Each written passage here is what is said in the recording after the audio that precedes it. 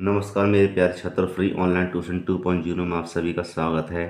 आज कक्षा 10वीं गणित अध्याय 1 की वास्तविक संख्याओं के बारे में बात करेंगे कि वास्तविक संख्या है क्या है। लेकिन इससे पहले जो छात्र हमारे चैनल पर नए हैं वह चैनल को सब्सक्राइब करें और बेल आइकन को प्रेस करें, जिससे हमारी आने वाली वीडियो उन तक पहुँच सकें। इससे पहले हम बात करेंगे वास्तविक संख्याओं को अंग्रेजी में क्या कहते हैं। वास्तविक संख्याएं अंग्रेजी में कहते हैं रियल नंबर। क्या कहते हैं? Real number. तो इसको और आसान भाषा में समझने के लिए हम एक संख्या रेखा का उपयोग करेंगे, जिससे हम उसको आसानी से समझ सकते हैं। तो संख्या रेखा मैंने बना दी है। इस तरफ को कहेंगे धन के और इस तरफ को कहेंगे ऋण के।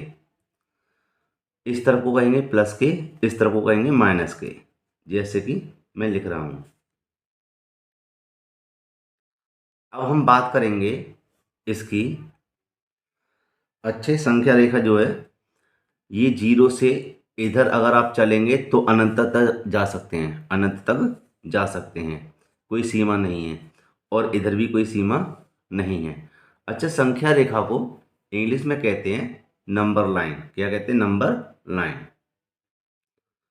तो इधर जाएंगे, कोई सीमा नहीं है, अनंत तक। ठीक है। अब इसके बारे में बात करेंगे हम। अगर मैं एक से लेकर इधर चलें अनंत तक, तो ये क्या चीज होगी? इसको कहेंगे प्राकृत संख्या।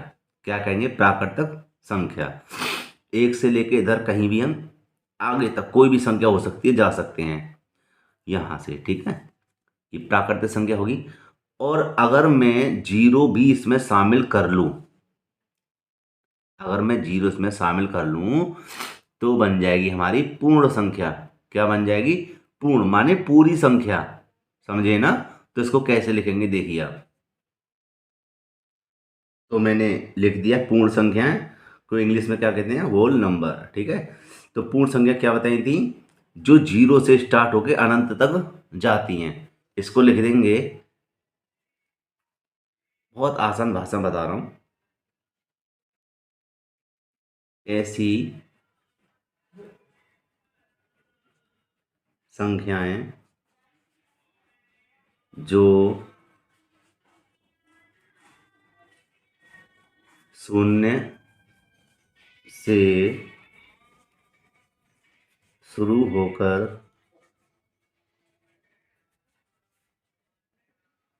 अनंत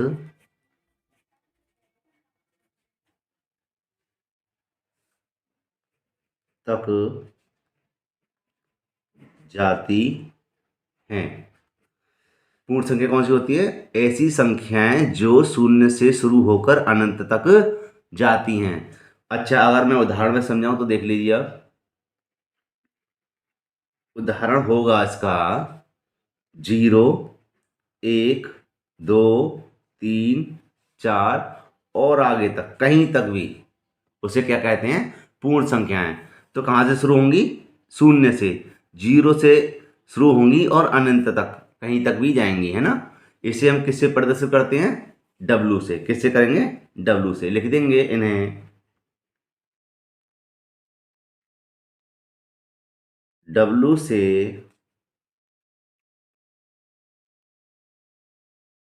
प्रदर्शित करते हैं। उम्मीद करता हूं वीडियो अच्छी लग रही होगी आपको। आगे देखते हैं प्राकृतिक संख्या क्या होती हैं। ये लिख दिया मैंने प्राकृतिक संख्या है। इसको इंग्लिश में क्या कहते हैं? Natural number. तो मैंने आपको बताया था कि पूर्ण संख्या कौन सी होती हैं? जो शून्य से स्टार्ट होती हैं। और प्राकृतिक संख्या कहाँ से चालू होंगी? एक, दो, तीन, चार, पाँच, छः, सात, आठ एंड और अनंत तक, है ना? तो यही हमें लिखना है। क्या लिखना है? ऐसी संख्याएं जो एक से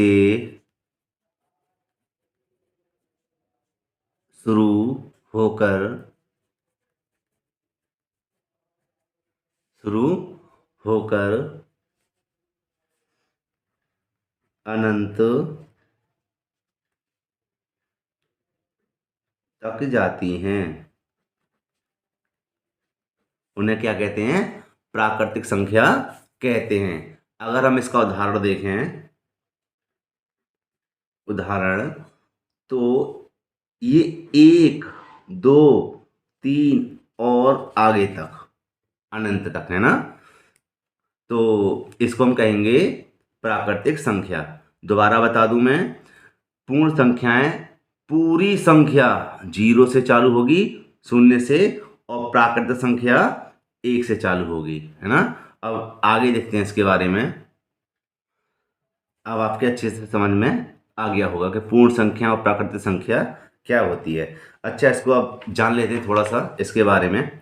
अगर मैं आपसे पूछूं, सात पूर्ण संख्या है या प्राकृतिक संख्या है, तो आप लोग कहेंगे यह पूर्ण भी है और प्राकृतिक संख्या भी है। क्यों?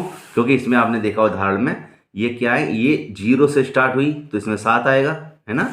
और प्राकृतिक संख्या में देखिए, एक से लेकर स्टार्ट हुई और इसमें भी सात आएगा, क्योंकि ये भी अनंत तक जा रही है और ये भी अनंत तक जा रही है। तो इसको क्या कहेंगे? पूर्ण भी कहेंगे और प्राकृतिक भी कहेंगे। तो मैं उम्मीद कर रहा हूँ आपके अच्छे से समझ में आ रहा होगा। तो इसको क्या कहेंगे? हम प्राकृतिक भी कहेंगे और इसको क्या कहेंगे? पूर्ण भी कहेंगे। ठीक है ना। तो देखते हैं, अगर मैं आपसे पूछूं, क्या शून्य, मतलब शून्य पूर्ण संख्या है या प्राकृतिक संख्या है, तो इसको केवल आप पूर्ण संख्या ही कह सकते हैं। क्या कहेंगे? पूर्ण संख्या ही कह सकते हैं। क्यों? क्योंकि इसमें खाली शून्य, देखिए यह शून्य से स्टार्ट होती है ना, ना कि प्राकृतिक संख्या में कहाँ से स्टार्ट होगी? शून्य से, और शून्य से तो स्टार्ट होती क्या होती हैं? वो पूर्ण संख्याएं। अच्छा, आगे देखते हैं। लेकिन बात चल रही है क्या? वास्तविक संख्याएं। क्या चल रही है? वास्तविक संख्याएं। रियल नंबर क्या होता है, तो इसके बारे में और समझते हैं अभी। तो अभी वास्तविक संख्याओं के बारे में अभी और जानना है हमें। ठीक है। तो इसके बाद में आती हैं क्या चीज? पूर्णांक। क्या आता है? पूर्णांक। और पूर्णांक होता क्या है? पूर्णांक होता है पूरा अंक। क्या होता है? पूरा अंक। और पूरा अंक क्या होता है, यहां देखिए आप अलग से, इसको पूरा अंक कहेंगे, इसको पूरा अंक कहेंगे, माने पूरी संख्या। इसको पूरी संख्या नहीं कहेंगे, इसको पूरी संख्या नहीं कहेंगे। समझ रहे हैं ना। तो ये जो संख्या दी हुई हैं, ये, इनको पूर्णांक और इसको पूर्णांक नहीं कह सकते। आइए इसको संख्या रेखा के माध्यम से समझते हैं। तो देखिए आप, ये शून्य भी एक पूर्णांक है, शून्य भी एक पूर्णांक है। तो देखिए आप, इधर धनात्मक हैं और इधर ऋणात्मक संख्याएं हैं, तो ऋणात्मक संख्या भी पूर्णांक हैं और धनात्मक भी पूर्णांक हैं। समझ रहे हैं आप? इन सभी का समूह ही पूर्णांक है। ऐसा नहीं है, यहाँ पे तो नहीं आ रहा ना 4/3 या 4.2 या 4.6, है ना, पॉइंट में या बट्टे में तो नहीं है ना, ना इधर भी कोई बट्टे में है। तो इसलिए इनका पूरा समूह ही हमें क्या कहलाया कहलाया जाएगा? पूर्णांक कहलाया जाएगा। तो इसकी देखिए परिभाषा क्या होगी। तो इसकी परिभाषा मैंने लिख दी है, शून्य सहित सभी धनात्मक तथा ऋणात्मक संख्याओं के समूह को पूर्णांक कहते हैं। समझे ना। पूर्णांक क्या होता है? उसमें शून्य भी आएगा और सभी धनात्मक संख्याएं होंगी, ऋणात्मक संख्या होंगी, सभी हमारी कैसी संख्या होंगी, और उन्हीं को हम क्या कहेंगे? पूर्णांक कहते हैं। इसे जेड से प्रदर्शित करते हैं, लिख देंगे इसको, इसे जेड से प्रदर्शित करते हैं। तो ये पूर्णांक की परिभाषा है। और एक बात और, इसमें कोई दशमलव बिंदु नहीं होता, इसको भी लिख देंगे। इसमें कोई दशमलव बिंदु नहीं होता। तो क्या हुई, ये पूर्णांक संख्याएं हो गई। उम्मीद करता हूं वीडियो अच्छी लग रही होगी। अब वास्तविक संख्याओं में हमने पूर्ण संख्याएं, प्राकृतिक संख्याएं और पूर्णांक, तीनों चीजों को हमने देख लिया है। अब बात करेंगे परिमेय संख्याओं की। तो देखते हैं परिमेय संख्या क्या होती हैं। तो परिमेय संख्या होती हैं वे संख्याएं जो p बट्टे q के रूप में लिखी जा सकें। जैसे कि यहां बता देते हैं, 2/5 एक परिमेय संख्या है, 1/5 एक परिमेय संख्या है।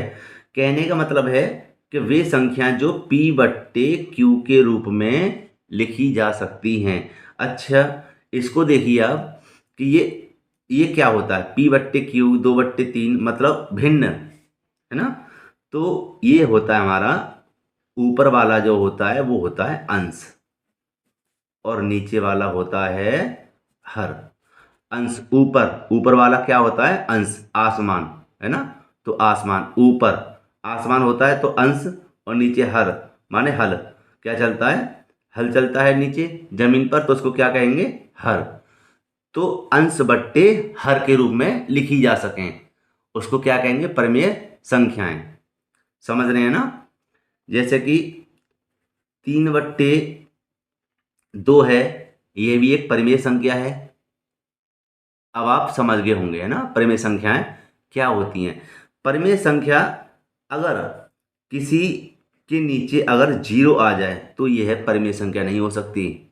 क्यों, क्योंकि इसका मान क्या होता है, अनंत तक जाता है, अनंत तक जाता है। यह परिमेय संख्या नहीं है, क्योंकि किसी संख्या के बट्टे में अगर शून्य आ जाए तो वह परिमेय संख्याएं नहीं कहलाई जाती। समझ रहे हैं ना आप। तो समझ रहे हैं आप, इसको हम कभी भी परिमेय संख्या नहीं कह सकते, क्योंकि इसमें q का मान क्या है, 0 है। क्या है, 0। इसलिए इसको परिमेय संख्या नहीं कह सकते। कहने लग जाए कि ये तो बट्टे में लिखी हुई है, तो इसको हम क्या कहेंगे, परिमेय संख्या कह देंगे, ठीक है ना। वह गलत होगा, परिमेय संख्या हमारी ये है ना, ऐसे करके होती, मतलब बट्टे में 0 नहीं होना चाहिए, शून्य नहीं होना चाहिए। तो अब इसकी परिभाषा लिख लेते हैं। तो परिभाषा मैंने लिख दी है, वे संख्याएं जो p बट्टे q के रूप में लिखी जा सकें। लेकिन एक बात और है, क्या, कि इसमें मैंने अभी क्या बताया था, q का मान, q बराबर 0 नहीं होना चाहिए। समझ रहे हैं ना, बहुत ही गहरी बात बता रहा हूं मैं इसको। 0 नहीं होना चाहिए q का मान, ठीक है। आगे देखते हैं इसको। तो आप अब अच्छे से समझ गए होंगे परिमेय संख्याएं क्या होती हैं, है ना। तो अब छोटी सी बात और है, इसको हम क्या करेंगे, तथा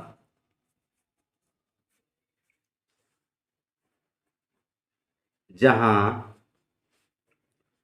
p और q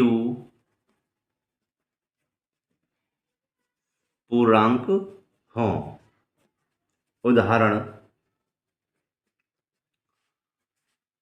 5/7, ये एक क्या है, परिमेय संख्या है। और देखिए मैंने बताया था आपको, माइनस के 1/4, यह भी हमारी एक पूर्ण संख्या है। 0 भी हमारी एक पूर्ण संख्या है। 5 भी हमारी एक, मतलब कैसी है, सॉरी, परिमेय संख्या, है ना, परिमेय संख्या है। और 3 भी हमारी परिमेय संख्या है। और अगर मैं इधर आ जाऊं तो -2 भी परिमेय संख्या है। क्यों है?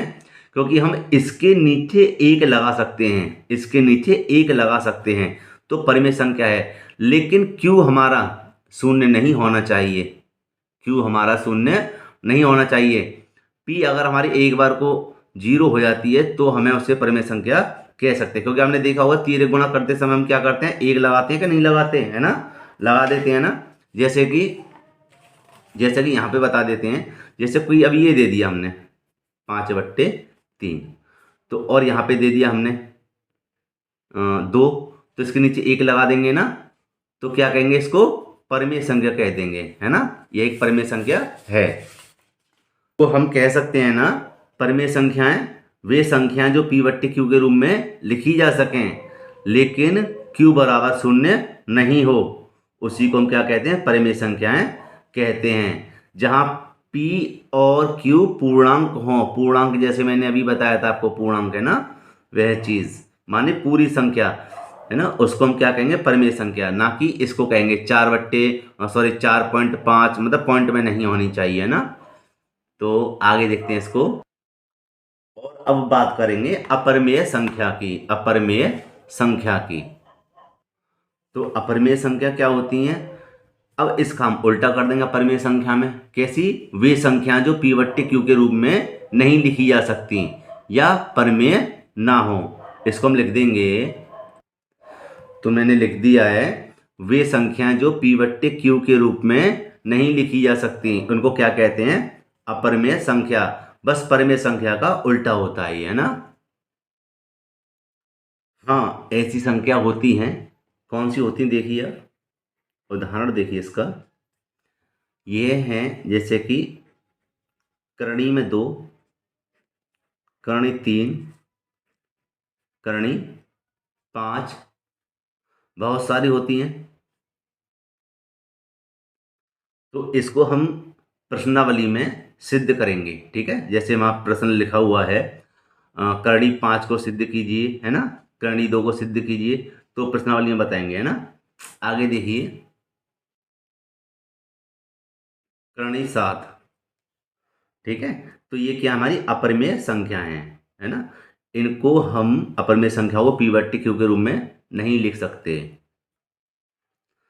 तो बात चल रही थी वास्तविक संख्याएं। तो वास्तविक संख्या क्या होती हैं? वास्तविक संख्याएं तो यही होती हैं, परिमेय संख्याएं और अपरिमेय संख्याएं। क्योंकि दोनों संख्याओं को मिलाकर ही क्या बनता है, वास्तविक संख्याएं। लिख देते हैं इसको यहां पर, परिमेय संख्याएं और अपरिमेय संख्याएं, दोनों संख्याओं को मिलाकर क्या बनेंगी, वास्तविक संख्याएं, रियल नंबर, यही तो होते हैं। और परिमेय संख्या मैंने सभी प्रकार से बता ही दिया। क्यों? मतलब क्या, उसमें क्या क्या चीज आती है, उसमें प्राकृतिक संख्या आती है, पूर्ण संख्या होती है ना, पूर्णांक होते हैं, सभी संख्याएं मिलाकर हमारी क्या बनती है, वास्तविक संख्याएं। इन्हीं को ही रियल नंबर कहा जाता है। तो अब आप अच्छे से समझ गए होंगे कि वास्तविक संख्याएं क्या होती हैं। तो हमारे अध्याय का नाम क्या था, वास्तविक संख्याएं। अब मैं इसकी परिभाषा और लिख देता हूं। मैंने परिभाषा भी लिख दी इसकी, कि परिमेय संख्याओं और अपरिमेय संख्याओं का मिश्रण वास्तविक संख्याएं कहलाता है। मेरे प्रिय छात्रों, अगर आपको वीडियो अच्छी लगती है तो एक लाइक करें, और जो छात्र चैनल पर नए हैं वह चैनल को सब्सक्राइब करें और बेल आइकन को प्रेस करें, जिससे हमारी आने वाली वीडियो आप तक पहुंच सकें। और अगर कोई परेशानी है या कोई डाउट है, उसको कमेंट बॉक्स में छोड़ सकते हैं आप। मिलते हैं इसी प्रकार की एक और वीडियो में, तब तक के लिए नमस्कार।